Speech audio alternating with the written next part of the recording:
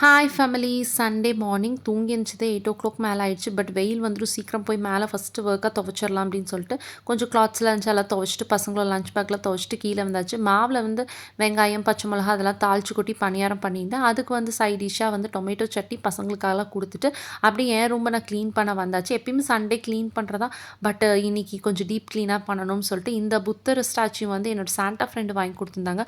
நான் ரொம்ப நாளாக ஒரு புத்தர் ஸ்டாச்சு வாங்கணும், ரூமில் ஒரு பாசிட்டிவ் எனர்ஜிக்கு நினச்சிட்டு இருந்தேன். பட் அவங்க வாங்கி கொடுத்தது எனக்கு ரொம்ப ஹாப்பியாக இருந்துச்சு. அவங்கள்ட்டையும் நான் இது சொன்னேன். அதுக்கப்புறமேலு ஸ்வீட் பொட்டேட்டோ, ரசம், அதுக்கப்புறம் கொத்தமல்லி சட்னி தான் சிம்பிளாக லஞ்ச் பிளான் பண்ணியாச்சு. ஏன்னா இதெல்லாம் முடிச்சுட்டு கிச்சனை டீப் க்ளீன் பண்ணணும்னு சொல்லிட்டு எனக்கு நான்வெஜ் எடுக்கலாம்னு நினச்சேன். சஷ்டிங்கிறனால எடுக்கல. கிச்சனை ஃபுல் டீப் க்ளீன் இன்னைக்கு பண்ணியாச்சு எப்படியோ ஒரு வழியாக. இன்னைக்கு சண்டே தான், பட் இன்னைக்கு ரெஸ்ட்லெஸ் சண்டேவாக தான் போச்சு. பசங்க அவனுங்க பாட்டுக்கு விளையாண்டுருந்தானுங்க.